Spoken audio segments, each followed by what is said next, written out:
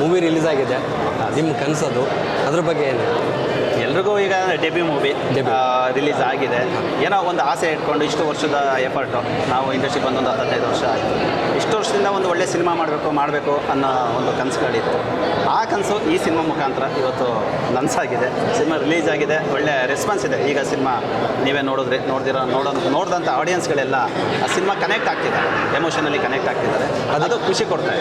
ಬೆನ್ನೆಲುಬಾಗಿ ಪ್ರೇಮ್ ಸರ್ ನಿಂತಿದ್ದಾರೆ, ಸೊ ಅವ್ರ ಬಗ್ಗೆ ಏನು? ಅವರು ಆ್ಯಕ್ಚುಲಿ ನಾವು ಕತೆ ಹೇಳ್ದಾಗಿಂದ ಇಲ್ಲಿವರೆಗೂ ನಮಗೆ ಬೆಂಬಲವಾಗೇ ಇದ್ದಾರೆ. ಯಾಕೆಂದರೆ ಅವರು ನಾವು ಕತೆ ಹೇಳಿದಾಗಲೂ ಅವರು ತುಂಬ ಖುಷಿಯಾಗಿ ಕ್ಯಾರೆಕ್ಟರ್ ಒಪ್ಕೊಂಡು ಅದನ್ನು ಅವ್ರು ಏನೋ ನಂಬಿಕೆ ಇಟ್ಟಿದ್ರು, ಆ ನಂಬಿಕೆನ ನಾವು ಸಿನಿಮಾದಲ್ಲಿ ಉಳಿಸ್ಕೊಂಡಿದ್ದೀವಿ. ಕೊನೆಗೆ ಇವತ್ತು ಸಿನಿಮಾ ನೋಡಿದ ಆಡಿಯನ್ಸ್ ಅದನ್ನು ತುಂಬ ಕನೆಕ್ಟ್ ಆಗ್ತಿದ್ದಾರೆ ಅವ್ರ ಕ್ಯಾರೆಕ್ಟರ್. ನಾವು ಅಂದ್ಕೊಂಡಿದ್ವಿ ಇಡೀ ಸಿನಿಮಾ ಒಂದು ವ್ಯಾಲ್ಯೂ ಇರೋದೇ ಅವರ ಒಂದು ಕ್ಯಾರೆಕ್ಟರ್ ಮೇಲೆ ನಿಂತಿದೆ ಅಂತ. ಅದು ಇವತ್ತು ನನಗೆ ತೃಪ್ತಿ ಕೊಟ್ಟಿದೆ. ಜನಗಳು ಅದನ್ನು ಅಕ್ಸೆಪ್ಟ್ ಮಾಡ್ಕೊಂಡಿದ್ದಾರೆ. ಜನಗಳು ಕೂಡ ಆ ಕಥೆಗೆ ಲಾಸ್ಟ್ ಕ್ಲೈಮ್ಯಾಕ್ಸ್ಗೆ ಕನೆಕ್ಟ್ ಆಗ್ತಿದ್ದಾರೆ, ಆ ಎಮೋಷನ್ಸ್ಗೆ ಕನೆಕ್ಟ್ ಆಗ್ತಿದ್ದಾರೆ.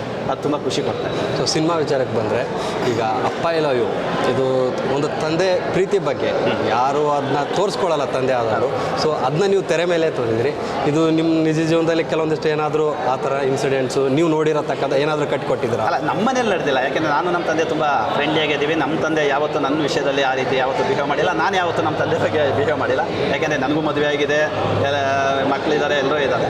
ಬಟ್ ನಮ್ಮ ಫ್ಯಾಮಿಲಿಲಿ ಆ ಥರ ಯಾವುದೂ ಇಲ್ಲ. ಬಟ್ ನಾನು ಈ ಕತೆಗೆ ಇನ್ಸ್ಪೈರೇಷನ್ ಏನಂದರೆ, ನಾವು ನೋಡಿರೋಂಥ ಕತೆಗಳು ಫ್ರೆಂಡ್ಸ್ ಲೈಫಲ್ಲಿ ನೋಡಿರ್ಬೋದು, ಅಥವಾ ನಮ್ಮ ಅಕ್ಕಪಕ್ಕ ನೋಡಿರ್ಬೋದು. ಇದು ಸಾವಿರಾರು ಘಟನೆಗಳು ನಾವು ನೋಡ್ತಾನೆ ಇರ್ತೀವಿ. ಈಗ ವೃದ್ಧಾಶ್ರಮಗಳಲ್ಲಿ ತಂದೆ ತಾಯಿಗಳು ಏನಕ್ಕೆ ಹೋಗ್ತಾರೆ ಅಂತ ನೋಡ್ತಾ ಇರ್ತೀವಿ, ಕೇಳ್ತಾ ಇರ್ತೀವಿ, ಓದ್ತಾ ಇರ್ತೀವಿ.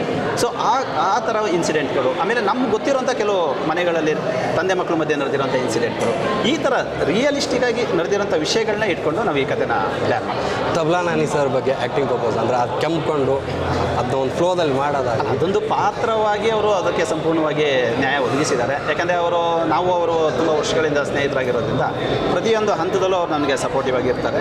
ಸೊ ಅದೇ ರೀತಿ ಈ ಕತೆ ನಾವು ಮಾಡುವಾಗಲೂ ಅವರು ಕತೆ ಮಾಡೋದ್ರಿಂದ ಹಿಡಿದು ಇವನ್ ಇಲ್ಲಿವರೆಗೂ ಅವರು ನನಗೆ ಪ್ರೇಮ್ ಸರ್ ಹೇಗೆ ಬೆನ್ನೆಲುಬು, ಅವರು ಕೂಡ ಒಂದು ರೀತಿ ಬೆನ್ನೆಲುಬಾಗಿ ನಿಂತಿದ್ರು.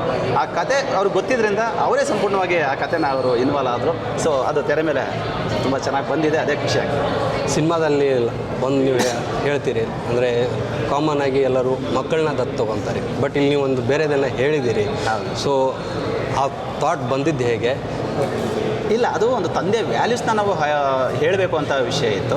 ಅಲ್ಲಿಗೆ ನಾವು ಕೆಲವು ಸಲ ಏನಾಗುತ್ತೆ, ನಾವು ಯಾವ್ದಾದ್ರು ಒಂದು ಪಾತ್ರ, ಈಗ ನಾವು ಮಗುನ ದತ್ತು ತೊಗೊಳಕ್ಕೆ ಅಂತ ಅವ್ರು ಹೋದಾಗ ಆ ತಂದೆ ವ್ಯಾಲ್ಯೂಸೇ ಗೊತ್ತಿಲ್ಲ ಅಂದಮೇಲೆ ಒಂದು ಮಗುಗೆ ತಂದೆ ಸ್ಥಾನ ಕೊಡೋಕ್ಕೆ ಹೇಗೆ ಸಾಧ್ಯ?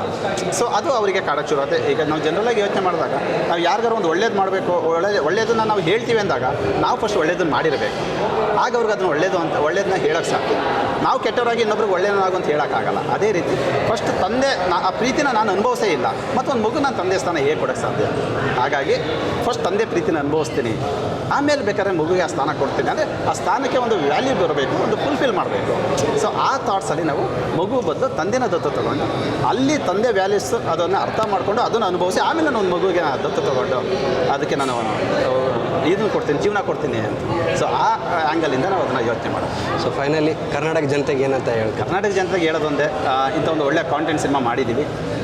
ಎಲ್ರಿಗೂ ಕನೆಕ್ಟ್ ಆಗುವಂಥ ಕತೆ, ಎಲ್ರಿಗೂ ರೀಚ್ ಆಗುವಂಥ ಕತೆ. ಈಗ ನೋಡಿದವರೆಲ್ಲ ಅದೇ ಒಪಿನಿಯನ್ ಕೊಟ್ಟಿದ್ದಾರೆ, ಎಲ್ರಿಗೂ ರೀಚ್ ಆಗಿದೆ. ಈ ಸಿನಿಮಾ ಉಳಿಬೇಕು ಅಥವಾ ಈ ಥರ ಸಿನಿಮಾಗಳು ಉಳಿಬೇಕು ಅಂದರೆ ಜನಗಳು ಬರಬೇಕು, ಹೆಚ್ಚಿನ ಸಂಖ್ಯೆಯಲ್ಲಿ ವಾಲಂಟ್ರಿಗೆ ಬರಬೇಕು. ನಾವು ಯಾರನ್ನು ನಾವು ಈಗ ಕರ್ಕೊಬರೋಕ್ಕಂತೂ ಆಗಲ್ಲ. ಜನಗಳು ವಾಲಂಟ್ರಿಗೆ ಇದನ್ನೆಲ್ಲ ನೋಡಿ ಅವರೇ ಸಿನಿಮಾಗೆ ಬರಬೇಕು, ಅವರು 4 ಜನಕ್ಕೆ ಹೇಳಬೇಕು. ಹಂಗೆ ಹೇಳಿ ಸಿನಿಮಾ ಉಳಿಬೇಕು. ಈ ಥರ ಒಳ್ಳೆ ಕಂಟೆಂಟ್ಗಳು ಜನಗಳಿಗೆ ತಲುಪಬೇಕು. ಜನಗಳಲ್ಲಿ ಕೇಳ್ಕೊಳ್ಳೋದಿಷ್ಟೇ, ಬನ್ನಿ ಸಿನಿಮಾ ನೋಡಿ, ನಿಮ್ಮ ಅನಿಸಿಕೆಗಳನ್ನ 4 ಜನಕ್ಕೆ ಹೇಳಿ, ಆಮೇಲೆ ಒಂದು ಸಿನಿಮಾನ ಉಳಿಸಿ ಅಂತ ನಾನು ಕೇಳ್ತೀನಿ. Thank you.